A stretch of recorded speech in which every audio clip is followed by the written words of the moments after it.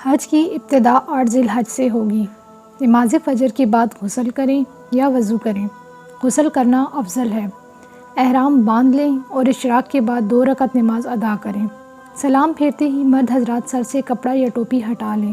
حج کی نیت اس طرح کریں: یا اللہ، میں حج کی نیت کرتا ہوں، آسان فرما، قبول فرما۔ مرد اونچی آواز سے اور عورتیں آہستہ آواز سے تلبیہ پڑھیں۔ اب آپ پر احرام کی پابندیاں شروع ہو چکی ہیں۔ احرام کی حالت میں تلبیہ پڑھتے ہوئے منی پہنچنا ہے۔ آج کا دن منی میں گزارنا ہے۔ ظہر، عصر، مغرب اور عشاء کی نمازیں منی میں ادا کریں۔ ذکر و اذکار اور دعا کی کثرت سے اپنا وقت قیمتی بنائیں۔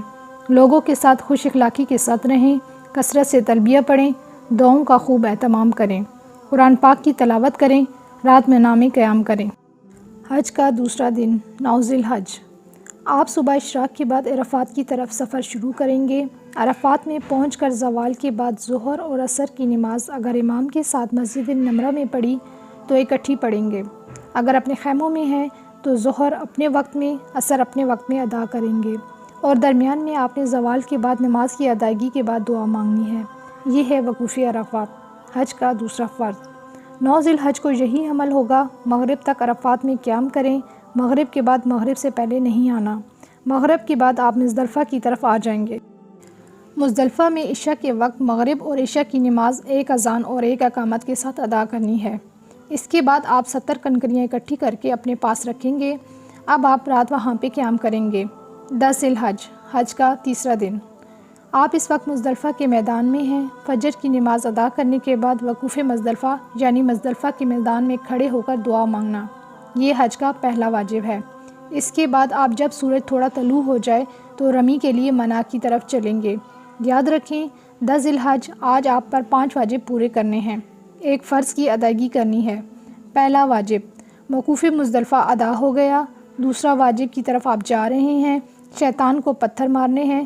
منی میں آج صرف بڑے جمیرہ کو 7 کنکریاں مارنی ہیں۔ اس کے بعد آپ قربانی کا جانور ذبح کریں گے۔ تیسرا واجب پورا ہو گیا۔ اب آپ نے سر کے بال منڈوا لینے ہیں۔ یہ چوتھا واجب پورا ہو گیا۔ اب آپ احرام کھول سکتے ہیں اور عام لباس پہن سکتے ہیں۔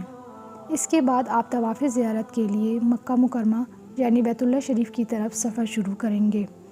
بیت اللہ پہنچ کر طواف کریں، یہ آپ کا طواف زیارت ہے۔ حج کا تیسرا فرض، حج کے تینوں فرض مکمل ہو گئے ہیں۔ اس کے بعد آپ نے سعی کرنی ہے۔ سعی حج کا 5واں واجب ہے۔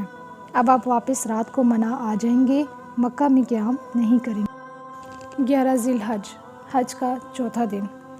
منی میں زوال کے بعد بہتر یہی ہے عصر کے بعد تینوں جمرات کی طرف جانا ہے۔ سب سے پہلے چھوٹے جمرہ کو 7 کنکریاں مارنی ہیں اور دعا کرنی ہے۔ پھر درمیانی جمرہ کو 7 کنکریاں مارنی ہیں اور دعا کرنی ہے۔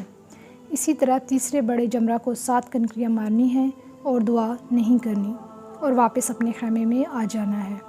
رات منی میں قیام کرنا ہے، دعاؤں میں مشغول رہیں۔ حج کا 5واں دن 12 ذی الحج۔